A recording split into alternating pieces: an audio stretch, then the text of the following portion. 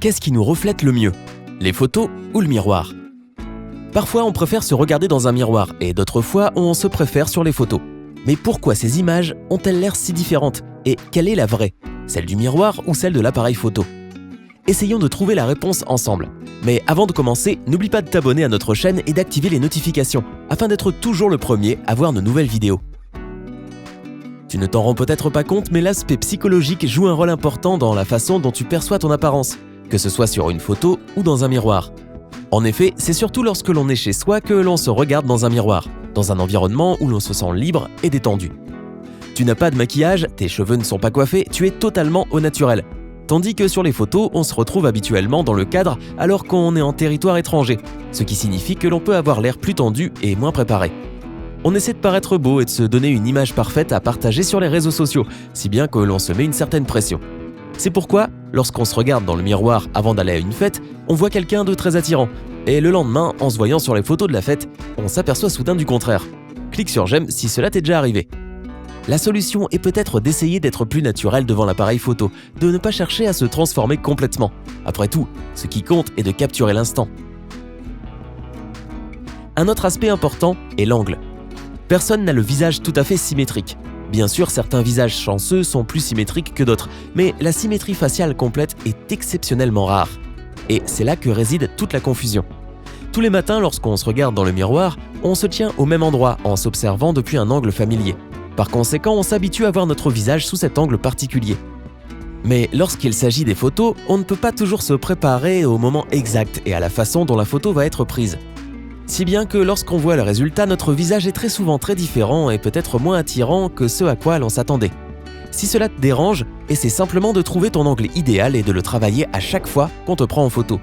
Ou alors fais l'inverse, trouve les angles qui ne te sont pas flatteurs et évite-les lorsque tu poses pour des photos.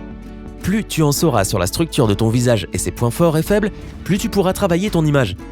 Apprends ce qui fonctionne pour toi et les photos ne seront plus un problème.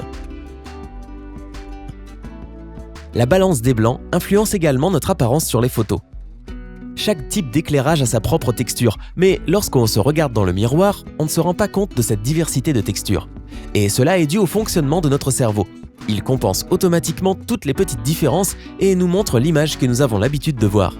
Une photo, au contraire, capture l'éclairage tel qu'il est réellement, avec toute la gamme de textures. Tous les photographes professionnels savent que l'éclairage peut sublimer ou gâcher un cliché. Quand on se regarde dans le miroir, même si l'éclairage est mauvais, qu'on est mal maquillé ou qu'on est dans l'ombre, on voit toujours la même image.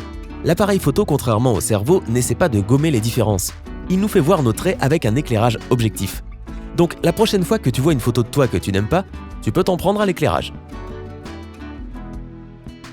Le fait de se concentrer sur certains aspects de notre apparence joue également un rôle dans cette différence entre miroir et photo. À chaque fois qu'on se regarde dans le miroir, on se concentre sur un élément particulier de notre reflet et on ne voit pas l'image globale. On regarde ses lèvres, son nez, ses sourcils ou ses épaules et on n'analyse pas comment tous ces éléments travaillent ensemble à former notre apparence. Mais lorsqu'on regarde une photo, on perçoit tout à la fois et on remarque des détails qui auparavant semblaient insignifiants. Il peut s'agir d'une mauvaise posture, de mains mal positionnées ou de tout ce qu'on ne remarque pas habituellement dans son reflet. C'est pourquoi apprendre à poser peut être très utile. Il existe de nombreux tutoriels de pose sur internet où tu peux découvrir celles qui fonctionnent bien pour toi, en prenant plusieurs photos et en sélectionnant les meilleures. Cela t'aidera à te sentir plus confiant devant un appareil photo. Et enfin, ce qui nous induit le plus en erreur, c'est l'effet du miroir lui-même. Dans un reflet, on voit toujours une version inversée de nous-mêmes, et cela façonne à long terme la perception de notre image. Les photos, quant à elles, nous montrent la façon dont les autres nous voient. C'est pourquoi il s'agit d'une perspective inhabituelle qui peut nous surprendre. Mais les photos ont aussi leurs inconvénients, que nous avons déjà évoqués.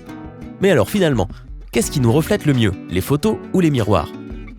Nous sommes désolés pour tous ceux qui aiment se regarder dans le miroir, mais seules les photos peuvent vraiment nous donner une image fidèle de nous-mêmes. Toutefois, même si tu n'es pas la personne la plus photogénique du monde, ne t'inquiète pas. Peut-être que tu as été pris au mauvais moment, que tu étais stressé, que tu manquais de sommeil ou que tu n'as pas eu le temps de rentrer ton ventre. Tu connais probablement des gens moyennement beaux qui sont toujours incroyables sur les photos. Sache que c'est simplement parce qu'ils savent exactement ce qui fonctionne pour eux. Tout vient avec la pratique, alors n'aie pas peur de prendre plus de photos. Rien qu'en les regardant, tu pourras voir quel angle ou quelle pose sont les meilleurs et quels sont les traits que tu devrais mettre en valeur.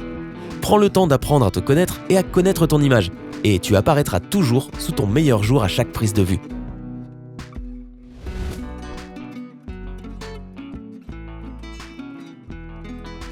Et toi, tu te préfères dans le miroir ou sur les photos? Réponds dans les commentaires ci-dessous. N'oublie pas de partager cette vidéo avec tes amis et ta famille, ça les aidera sûrement aussi. Et pendant que tu y es, clique sur le bouton j'aime. Et n'oublie pas de toujours prendre la vie côté sympa. À bientôt.